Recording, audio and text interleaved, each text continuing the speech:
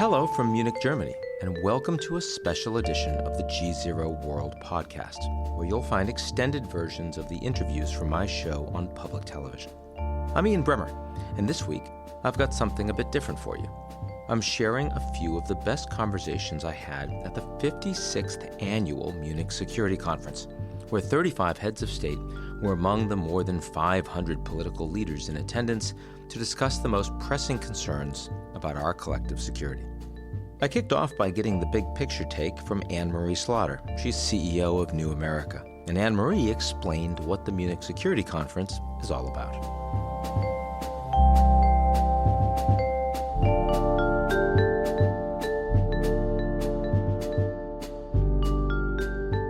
The GZERO World Podcast is brought to you by our founding sponsor, First Republic. First Republic, a private bank and wealth management company, places clients' needs first by providing responsive, relevant, and customized solutions. Visit firstrepublic.com to learn more.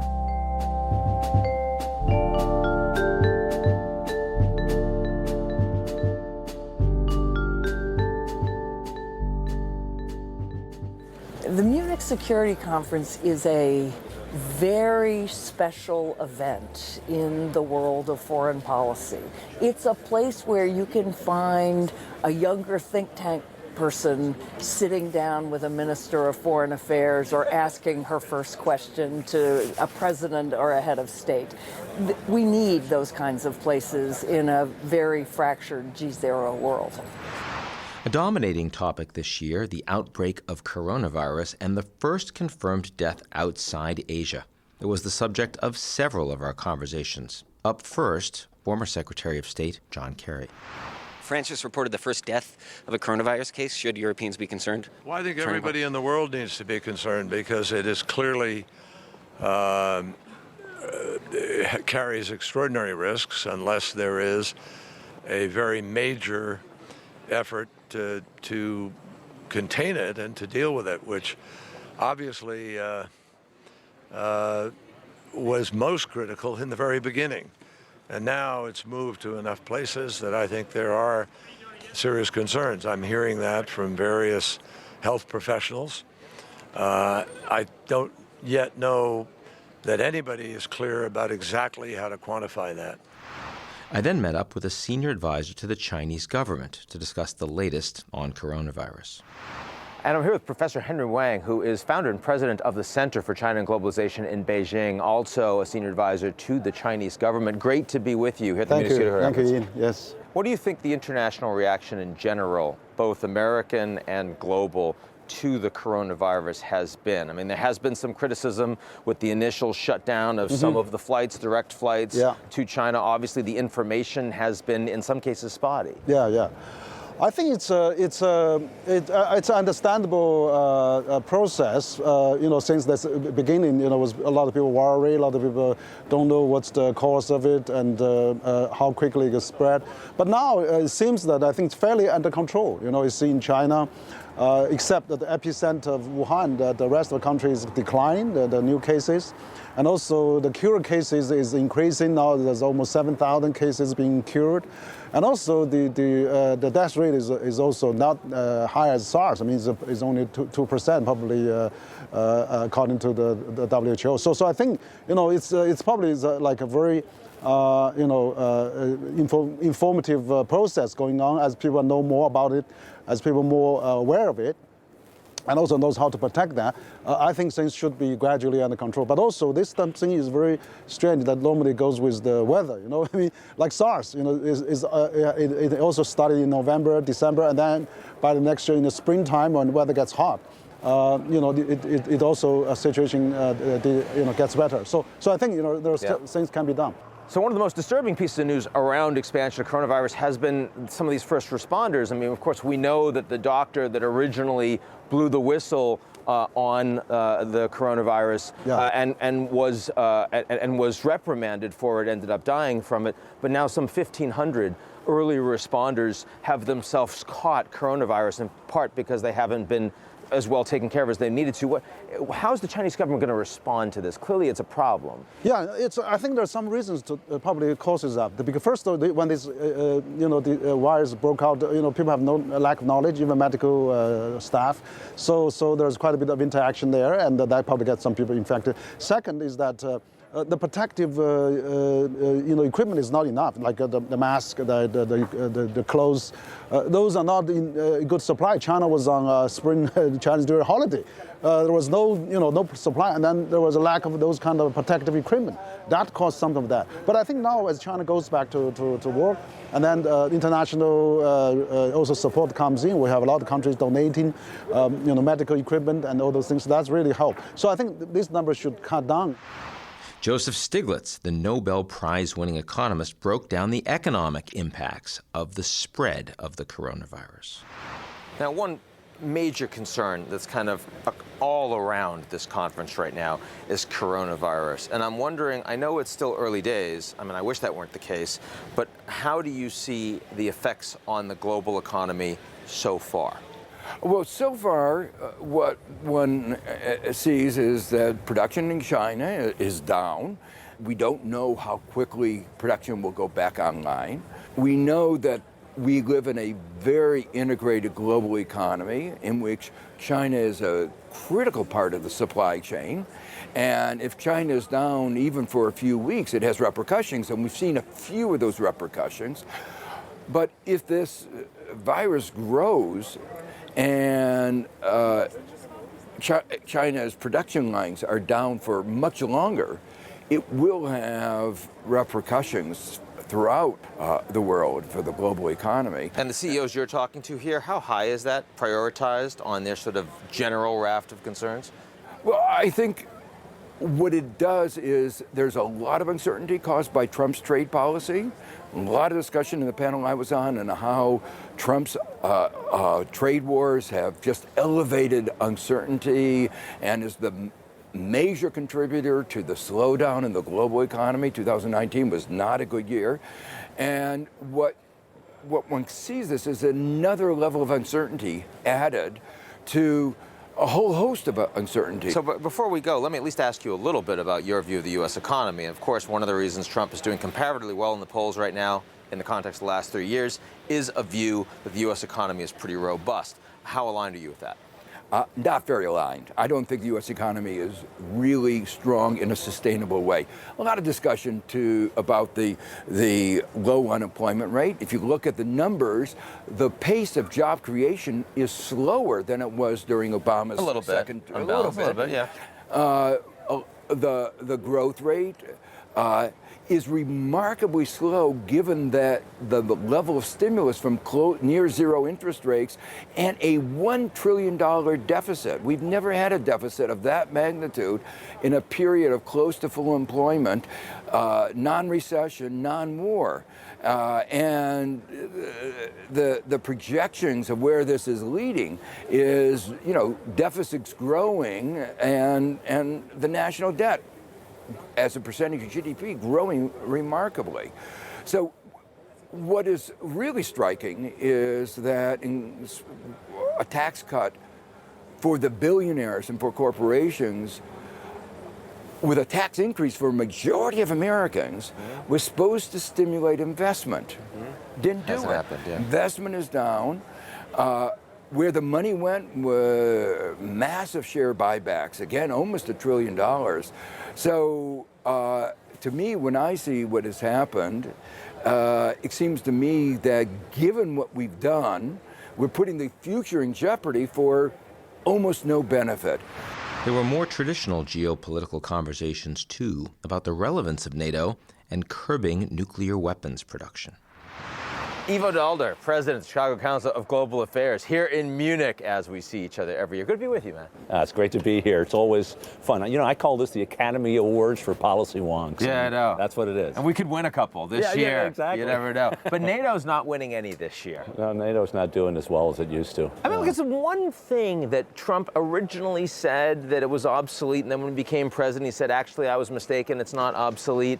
It's not literally falling apart, and yet you feel like there's no mission. There's no there. How does NATO feel to you?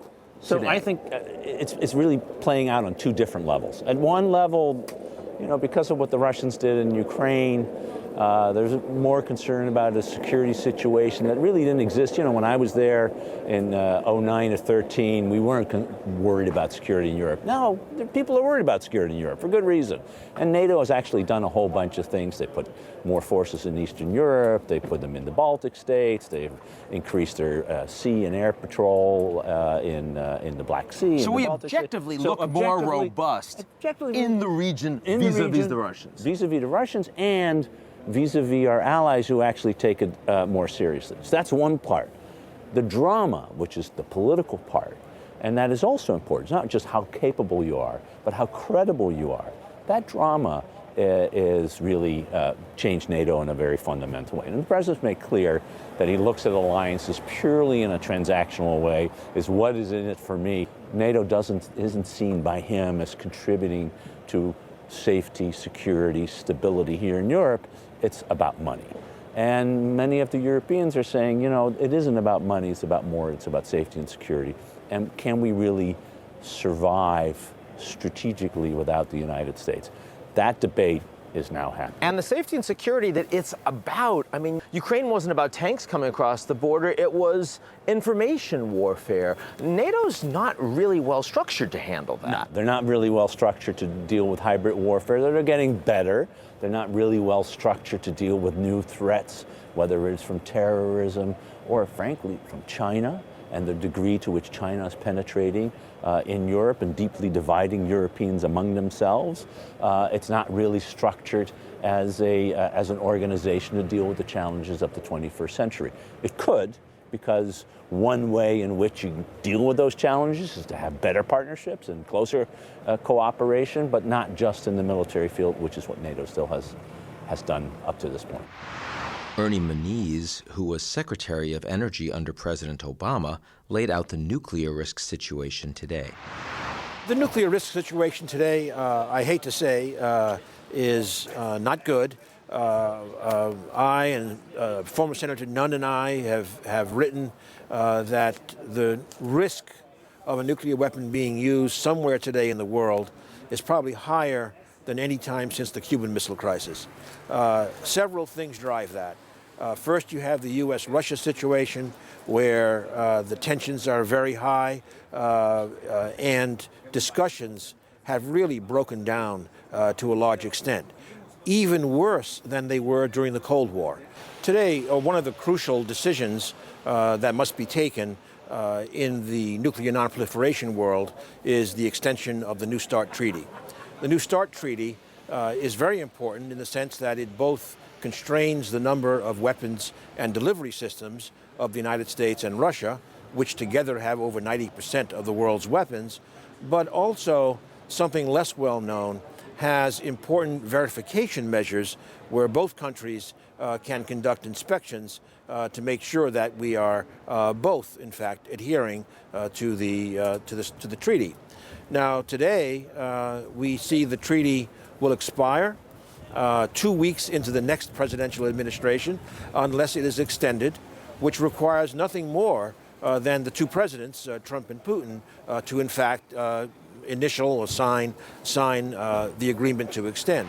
Another theme taking center stage in Munich this year, cybersecurity and information warfare. Jared Cohen, who runs the innovations lab Jigsaw at Google, stopped by.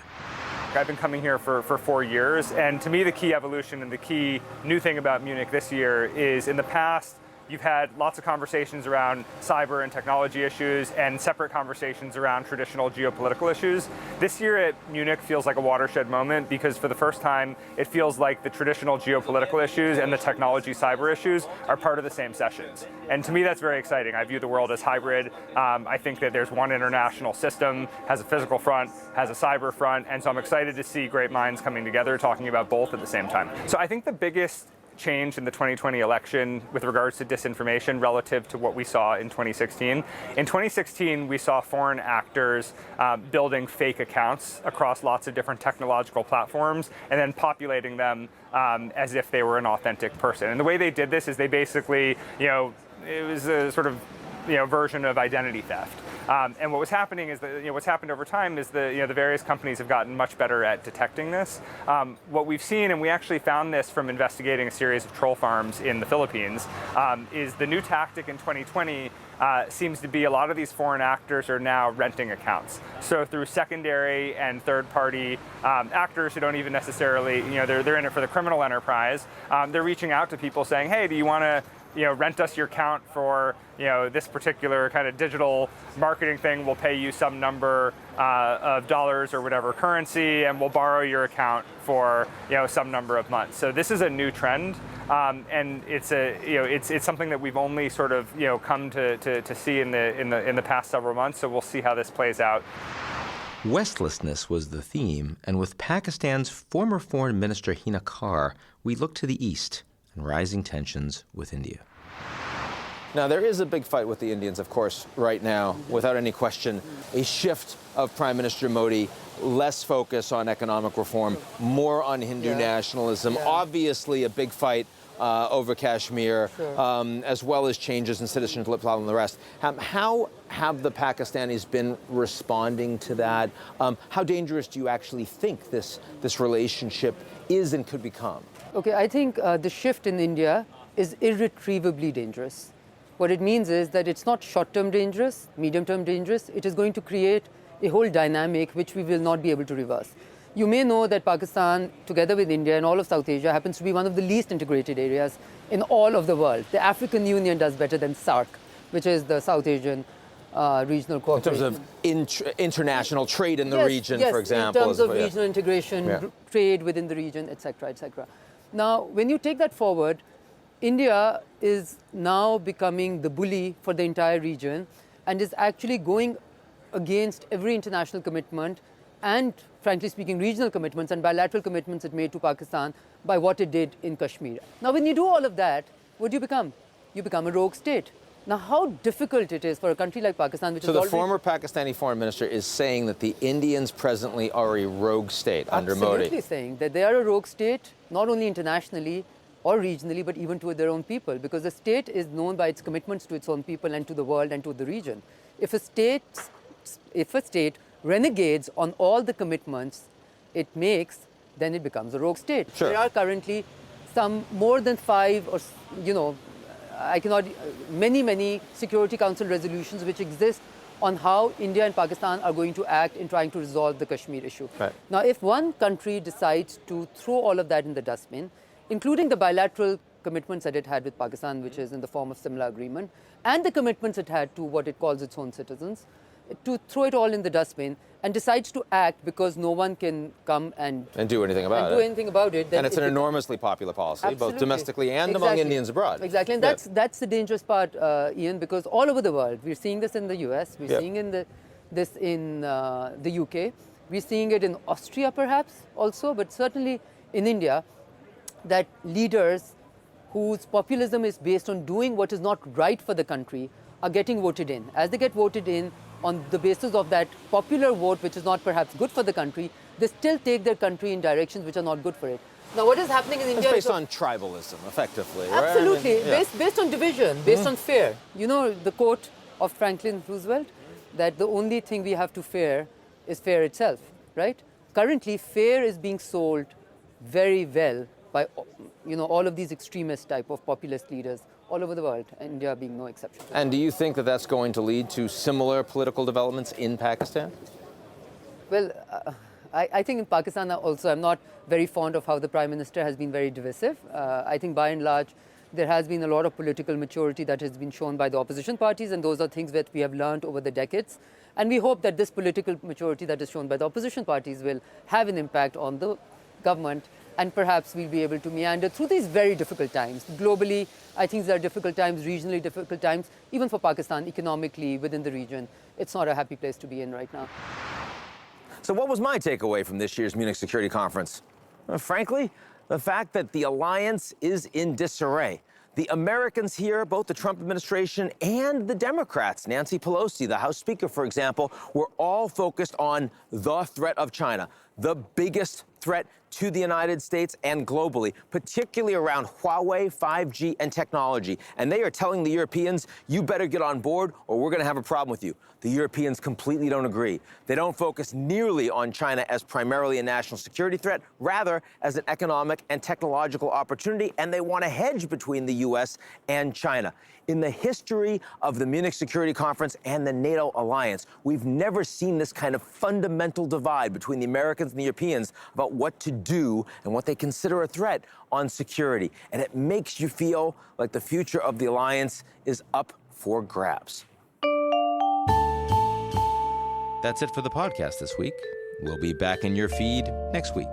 Check out full episodes of GZERO World on public television or at gzeromedia.com.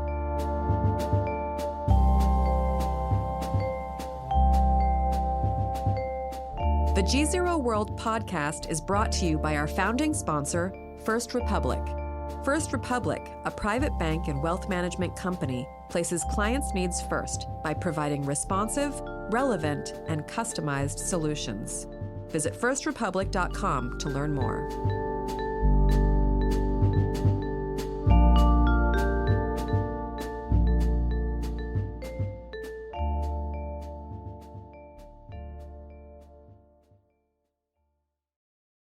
You're listening to the GZERO World with Ian Bremmer podcast, your weekly geopolitical deep dive into the world's biggest news stories, featuring in-depth conversations with global leaders and newsmakers. To get more of GZERO's insights on global politics every morning, sign up for our free newsletter, GZERO Daily, at gzeromedia.com.